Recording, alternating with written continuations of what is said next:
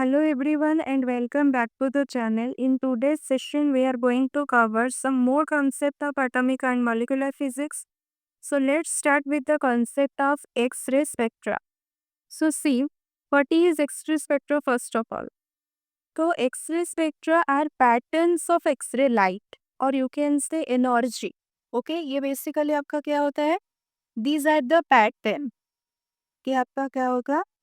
Pattern होगा किसका x ray light का बोल सकते हो नहीं तो एनर्जी का बोल सकते हो produced when high energy electrons hit और metal target okay and knock out electrons from the inner shell जैसे कि यहाँ पे K shell L shell M and so on of the atoms in that metal okay so basically how are X-ray produced कैसे produce होता है कि आप लोग देखो कि जब हाई एनर्जी इलेक्ट्रॉन हीट करेगा किसको hit the atoms of a metal target then क्या होगा कि this electrons kick out inner electron यानी कि from K L M shells of the target atoms so now there is an empty space or you can say vacancy in the inner cell okay so electrons from outer cell क्या होगा jump down to fill this vacancy so when this jump happens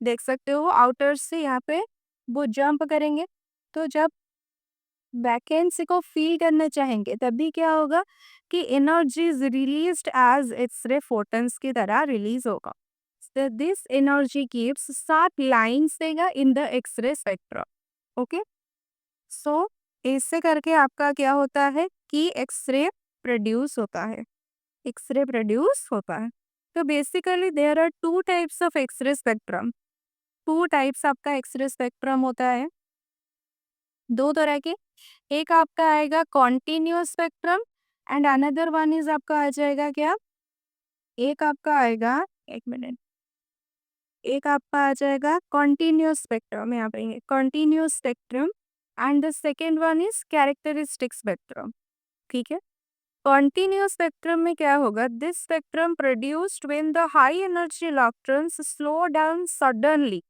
and give off X ray it is like a smooth curve with no sharp line okay इसको आपको इसको breaking radiation भी बोला जाता है okay इसको हम लोग क्या बोलेंगे ब्रेकिंग रेडिएशन भी बोलेंगे ठीक है नहीं तो इसका और एक नाम है ब्रेम्स ट्रालम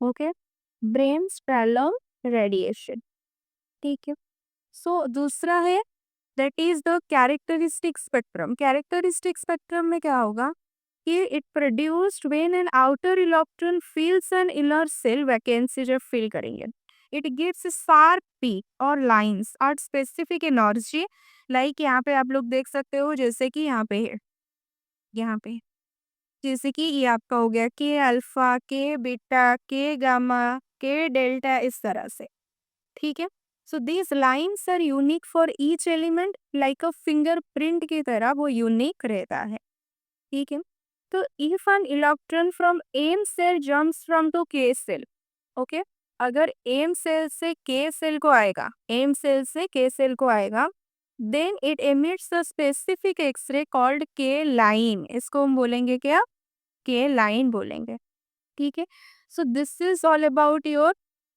एक्सरे स्पेक्ट्रा जहाँ की आपका यहाँ पे लिखा गया है वो हमने आपको समरी में बता दिया कि ये आपका मेन पार्ट है इसमें ठीक है पहला तो X ray are made when first electrons hit atoms and knock out inner electrons secondly outer electrons jump into fill the empty space and release X-ray light and thirdly this gives X ray spectra with both smooth curves and sharp lines अगर smooth curve देंगे तो उसको हम बोलेंगे continuous spectrum अगर आप sharp lines देंगे तो उसको बोला जाएगा क्या characteristic spectrum right so this sharp lines help scientist identify elements and study atomic structure okay तो बेसिकली वो यूनिक होता है लाइक वो फिंगरप्रिंट की तरह तो इजीली हम लोग आइडेंटिफाई कर सकते हैं यानी कि साइंटिस्ट लोग वो आइडेंटिफाई कर सकते हैं कि type of elements and also study कर सकते हैं एटॉमिक स्ट्रक्चर के बारे में। ठीक है, next comes to Moseley's law. Moseley's law क्या है कि mostly found that the frequency of X-ray line, यानी कि स्पेसिफिकली आपका के अल्फा लाइन का frequency depends on the atomic number Z पे डिपेंड करेगा। किस पे डिपेंड करेगा? जेड पे, जेड ऑफ द एलिमेंट। यानी कि इसका जो फॉर्मूला होगा frequency equals to A Z minus sigma का होल स्क्वायर। यहाँ पे ए एंड सिग्मा हो गया constant, Z is the atomic number of element and nu is the frequency of X ray. ये फॉर्मूला यहाँ पे याद रखोगे। न्यू यहाँ पे फ्रीक्वेंसी है A into Z minus sigma का whole square. Okay, so basically यहाँ पे क्या है कि higher atomic number elements emit करेंगे हायर फ्रीक्वेंसी, यानी कि मोर एनर्जेटिक एक्सरे। ठीक है, so Moseley's law helped to arrange elements correctly in the periodic table and even predict new elements before they were discovered. This is the most advantage thing of Moseley's law. Okay. Now comes to some more concept. यहाँ पे आप लोग देखो, ये आपको कुछ graph given है। ठीक है, इस पर्टिकुलर ग्राफ में हम लोग क्या जानेंगे? देखो, what is screening effect. Next important part आएगा आपका क्या कि स्क्रीनिंग इफेक्ट क्या है। स्क्रीनिंग इफेक्ट देखो, स्क्रीनिंग इफेक्ट आपका हो गया इन एन एटम। ओके, तो इससे पहले हमें कुछ और भी जानना है, बट स्क्रीनिंग इफेक्ट से पहले हमको और भी कुछ जानना पड़ेगा, दैट इज ये वाला, ये formula, Duane Hunt formula. Okay, particularly इस फॉर्मूला में क्या है कि इट रिलेट्स मिनिमम वेवलेंथ, यानी कि लैम्बडा मिनिमम को रिलेट करता है किसके साथ? Lambda minimum of X-ray to the energy of electron. Okay, ये वाला relation E, okay, E V equals to आपका H C by lambda minimum. This formula is known as Duane Hunt formula. ठीक है, सो यहाँ पे ये जो graph है, यहाँ पे आप लोग देख सकते हो, यहाँ पे वेवलेंथ और यहाँ पे रिलेटिव इंटेंसिटी के बीच में ग्राफ आपको गिवन है। ठीक है, so lambda minimum is independent of the target material पर डिपेंड नहीं करेगा। लैम्बडा मिनिमम यानी कि the minimum wavelength of x ray spectrum. ठीक है, the continuous X-ray spectrum is generated when the electron of relatively low energy fall on the target atom. ठीक है, तो ये फॉर्मूला आपका हो गया ड्यूवेन हॉन्ट फॉर्मूला, जो कि आपको अच्छे से याद होना चाहिए। Next comes to screening effect. अभी आप देखोगे स्क्रीनिंग इफेक्ट बेसिकली क्या है कि basically in an atom inner electrons block और reduce the pull of the positively charged nucleus on outer electron. जैसे कि फॉर एग्जांपल देखो, जो भी एल सेल इलेक्ट्रॉन्स होंगे, okay, and L cell electrons feel less attraction from the nucleus because K cell electrons are already there blocking some charge। क्योंकि K के बाद आपका L आएगा न्यूक्लियस, उसके बाद K सेल, उसके बाद आपका L सेल आएगा। तो L से पहले K सेल है, तो K सेल में जो भी इलेक्ट्रॉन्स होंगे they are already blocking some charges, right? So this makes the effective charge less than the full nuclear charge Z. तो इसको ही हम लोग बोलेंगे क्या? स्क्रीनिंग इफेक्ट बोलेंगे। ठीक है, so basically the effective nuclear charge felt by outer electron, इसको लिखा जाता है Z माइनस बी से। ओके, और यहाँ पे B है screening constant, Z is the atomic number. Okay, screening constant मतलब कि how much inner electrons block the charge, कितना, how much. Okay, and energy formula जो कि स्क्रीनिंग का है कितना है? T is equals to R Z minus B का whole square by n square. R is the Rydberg constant, n energy level, like 1 2 3 put करोगे n का value, T is the energy level of electron. और ये मैंने आपको already बता दिया, Z minus B यानी कि effective atomic number of element. Okay, कितना? यानी कि effective nuclear charge felt by outer electron. ठीक है, सो ये आपका हो गया स्क्रीनिंग इफेक्ट के बारे में। स्क्रीनिंग इफेक्ट यानी कि इनर इलेक्ट्रॉन क्या करेंगे, shield outer ones from the nucleus, reducing the effective nuclear pull. Okay, K को ज्यादा पूल मिलेगा than that of L shell electrons. So these are basically screening effect. Next comes to X-ray absorption. Okay. तो X ray absorption edges, X ray absorption edges में क्या होगा कि what happens when X rays pass through a material में, जब आप x ray को पास करोगे तभी क्या होगा कि when X ray pass through any material, like वो मेटल भी हो सकता है और यू कैन से बोन भी हो सकता है, some X ray photons are absorbed, कुछ एक्सरे फोटोन क्या हो जाएंगे, एब्जॉर्ब हो जाएंगे। This absorption removes photons from the X ray beam. This happens because the X-rays interact with electron in the atoms of the material. Material में जो भी electrons है उनके साथ वो क्या करेगा, interaction करेगा। तो basically how does this absorption happen? देखो, basically there are three main ways होता है जिसके थ्रू वो absorption process होता है। हो गया पहला way, that is the photo electric effect. Photo electric effect, x ray energy knocks out inner electrons, जैसे कि वहाँ जब मेटल सरफेस में आपका जितना भी अमाउंट एनर्जी चाहिए उससे ज़्यादा अमाउंट जो भी इलेक्ट्रॉन को एमिट करने के लिए एनर्जी चाहिए होगा, उसके वजह से आपका क्या हो जाएगा, इनर इलेक्ट्रॉन्स भी उससे एमिट करेंगे। ठीक है, this is the first case और first way you can say. Secondly Compton scattering, Compton के बारे में हम लोग भी पढ़ चुके हैं। कॉम्पटन स्कैटरिंग में क्या होगा कि X ray hits an electron and इसका डायरेक्शन भी बदल देगा, changes the direction. And thirdly pair production. Pair production, pair production में क्या होगा कि requires very high energy. Okay, ये आपका हाई एनर्जी रिक्वायर करेगा, that is more than 1000 kilo electron volt के बराबर, 1000 किलो इलेक्ट्रॉन वोल्ट के बराबर। सो बेसिकली आपको याद रखना है कि there are main three ways जिसके वजह से आपका एब्जॉर्प्शन होता है।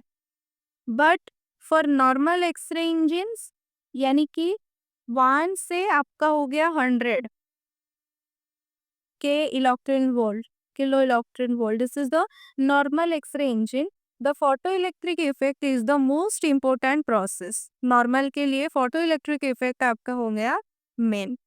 ठीक है, सो यहाँ पे एक फॉर्मूला आपको गिवन है, I equals to I not exponential to the power है माइनस म्यू एक्स। यहाँ पे e to the power minus mu X है, तो यहाँ पे जो आई नॉट गिवन है, आई नॉट क्या है, this is the original X ray intensity. X आपका हो गया थिकनेस ऑफ मटेरियल, म्यू हो गया आपका how strongly material absorbs X ray, यानी कि यहाँ पे mu tells how much X ray is absorbed by a material. The intensity of X ray यानी कि आई, यहाँ पे आई नॉट करंट नहीं है, ये इंटेंसिटी है। Okay, so intensity of x ray after passing through the material, इसका जो फॉर्मूला आएगा I equals to I naught e to the power minus mu x के बराबर। So what are absorption edges, absorption edges कौन कौन है, देखो, as x ray energy increases, mu slowly decrease करेगा, यानी कि लेस एब्जॉर्प्शन होगा। ठीक है, but at certain energy values suddenly mu increases, sharply increase करेगा। This sudden rise is called absorption edge बोला जाता है। सडन राइज को क्या बोला जाएगा, absorption edge. So why does mu increase suddenly, ऐसा क्यों हो रहा है, क्योंकि energy, because that energy equals the binding energy of inner electron, inner electron यानी कि KL से। So now X-ray photons have enough energy to knock out core electrons. So more photoelectric absorption happens, mu increases, आपका mu का value sharply increase करेगा, mu का value sharply increase करेगा, this is the reason. ठीक है, तो यहाँ पे हम लोग देखेंगे types of edges. Okay, edges कितने तरह के होते हैं, देखो टाइप्स में आपका आ जाएगा K edge. Okay, L edge and M H, इस तरह से एजेस रहेंगे। के एज यानी कि energy where K shell electrons can be removed, वैसे एल सेल में सॉरी एल एज भी उस तरह से होगा। So each edge helps measure how tightly the electrons are held in atoms. Okay, तो इसके रिलेटेड आपको ग्राफ्स वगैरह कुछ गिवन है, जैसे कि आप लोग देख सकते हो in both the graphs. First graph is first graph में आपको क्या गिवन है, देखो कि photon energy H new versus absorption coefficient mu. अच्छा, ये आपको के एल एम है और यहाँ पे एल का L1 L2 L3 का गिवन है। देखो, तो यहाँ पे energy photon energy H new and absorption coefficient mu is the absorption coefficient. तो यहाँ पे आप लोग देख सकते हो वी सी सडन जंप्स, यहाँ पे देख सकते हो के से ऐसे जंप करके एल से ऐसे करके एन से, यानी कि we can see sudden jumps और एजेस एट सर्टेन एनर्जी जैसे कि के एल एम में। एंड यहाँ पे in the second figure second graph हम लोग देख रहे हैं कि L1 L2 L3 this are the fine structure आप लोग बोल सकते हो, जो कि एल एज का फाइन स्ट्रक्चर है L1 L2 L3। The graph is like this. ठीक है, तो बेसिकली इसका अगर हम बोलेंगे इसका यूजेस कहाँ है कि absorption edges help in X ray spectroscopy में यूज किया जाता है, this is the real life use. And secondly useful in material analysis, medical imaging and identifying elements में भी इसको यूज किया जाता है। ठीक है, सो ये आपका हो गया इसके बारे में। ठीक है, सो नेक्स्ट हम लोग डिस्कस करेंगे कुछ और टॉपिक्स के बारे में, जैसे कि आपका हो गया characteristics of molecular spectra. Characteristics क्या है, what is the characteristics of molecular spectra. देख, तो मॉलिक्यूलर स्पेक्ट्रा को हम लोग 3 कैटेगरी में डिवाइड करेंगे। एक तो हो गया rotational rotation spectra, second is vibration rotation spectra and the third is electronic spectra. So एक एक करके हम लोग तीनों के बारे में डिस्कस करेंगे। देखो, rotation spectra the first one, इसमें क्या है कि मॉलिक्यूल्स कैन रोटेट कर सकते हैं, इसके वजह से इसका नाम है रोटेशन स्पेक्ट्रा। इसमें मॉलिक्यूल्स क्या करेंगे, रोटेट कर पाएंगे। Secondly, if a molecule has charges inside it and it rotates, it emits radiation, यानी कि वो एनर्जी एमिट करेगा। Okay, if some radiation falls on it, the molecule can start rotating and absorb that energy.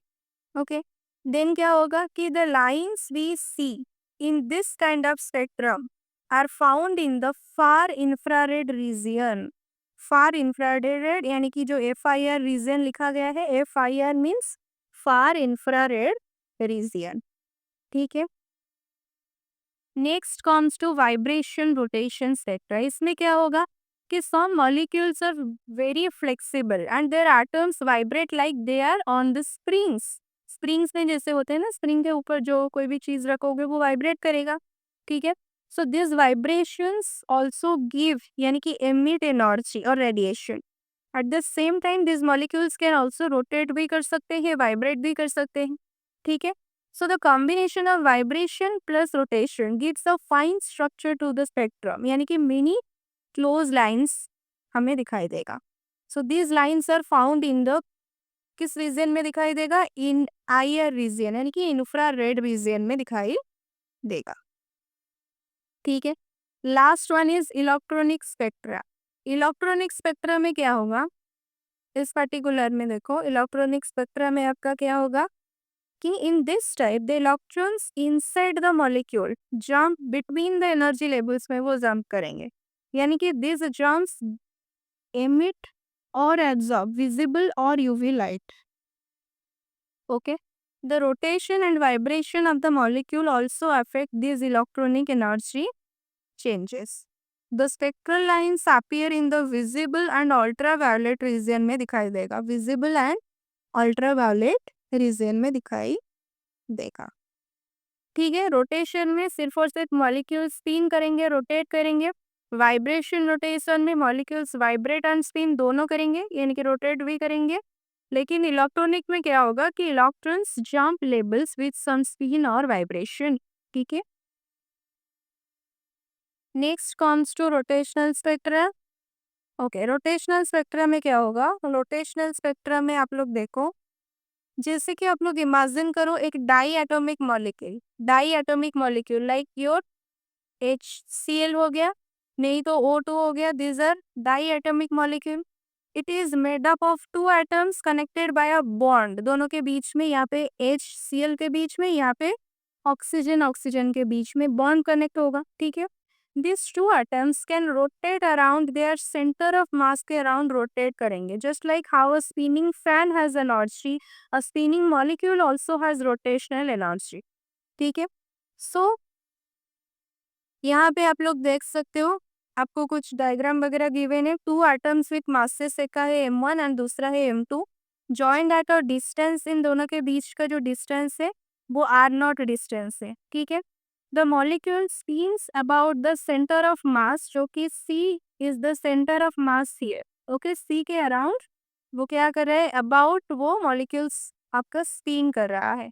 ठीक है, so moment of inertia I हम लोग कैसे find out करेंगे? Moment of inertia I, we know this tells us how hard it is to rotate the molecule. Moment of inertia मतलब हमको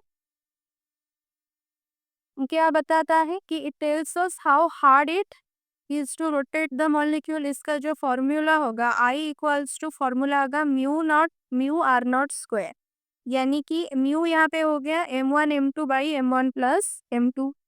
okay, तो ये कुछ फॉर्मूला रोटेशनल स्पेक्ट्रम में आपको ध्यान होना चाहिए। ठीक है, कुछ एनर्जी लेवल्स क्या होंगे? अलाउड एनर्जी लेवल्स होंगे, यानी कि allowed rotational energy levels. So basically quantum mechanics tells us that not all rotation energies are allowed, only certain levels are possible, जो कि है ये E J equals to h part square by 2I J into J plus 1 and J values goes from 0 to so on। यहाँ पे J हो गया आपका rotational quantum number, जो कि टेल्स अस व्हिच लेवल के बारे में हमें बताता है। H is the Planck's constant and I is the moment of inertia. ठीक है, ये फॉर्मूला से हम लोग जान पाएंगे कि which energy level is allowed और नॉट। ओके, नेक्स्ट हम लोग जानेंगे कि energy in terms of values. Okay, in terms of values मतलब कि यहाँ पे आपको गिवन है Fj equals to Bj into J plus 1। Fj यानी कि जो जो एनर्जी है, this is the energy in आपका centimetre inverse. Okay, and B is the rotational constant. Here B rotational constant, इसका वैल्यू इसके बराबर होता है, आप चाहे तो याद रख सकते हो, नहीं तो B into J plus 1, B का वैल्यू H अपन 8 पाई स्क्वायर IC।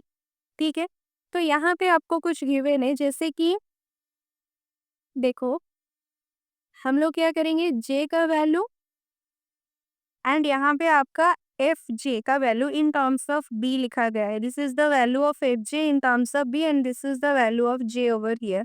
जब आप J को 0 लोगे तो Fj भी 0 आएगा। J का वैल्यू जब 1 होगा तो Fj का वैल्यू 2 भी आएगा। J equals to 2, Fj equals to 6B, J equals to 3, Fj equals to 12B। वैसे ही J equals to 4, Fj equals to 20B, J equals to 5, Fj equals to 30B। Okay, जब आप इस formula में put करोगे तो आपको मिल जाएगा। फॉर एग्जाम्पल आप लोग देखो, when we are taking the value of J equals to 4 इसमें पुट करेंगे तो क्या होगा? 4 इंटू 4 प्लस 1 यानी कि 5, 4 इंटू 5 टाइम्स B यानी कि 20B। This is the value of Fj। यहाँ पे Fj का वैल्यू कितना है? 20B के बराबर। This is very very easy. So आप लोग यहाँ से जब energy increases non linearly as J increases, energy में जो इंक्रीज हो रहा है, यानी कि Fj में जो इंक्रीजनेस आ रहा है, दैट इज नॉन लिनियरली। ठीक है, सो नेक्स्ट हम लोग देखेंगे कि how does the molecule absorb radiation. देखो, so when the molecule jumps from one level to the next level, यानी कि सपोज मान लो J इक्वल्स टू 0 से J इक्वल्स टू 1 को मूव कर रहा है फॉर दिस, तो इसके लिए इट एब्जॉर्ब एनर्जी। जब वो नीचे से ऊपर जाएगा उसको कुछ एनर्जी चाहिए होगा। ठीक है, so the amount of energy absorb यानी कि डेल्टा एफ का फॉर्मूला क्या होगा? डेल्टा एफ का फॉर्मूला आप लोग लिखोगे, देखो जे जीरो और वन, इस जीरो से वन को वो जाएगा, यानी कि इसमें जो फॉर्मूला आएगा F J plus one minus of F J, यानी कि ओके यहाँ पे मैं करवा देता हूँ। डेल्टा एफ इक्वल्स टू जो फॉर्मूला आएगा F J plus one minus F of J, ठीक है, and this is equals to 2 times B J plus one के बराबर आएगा।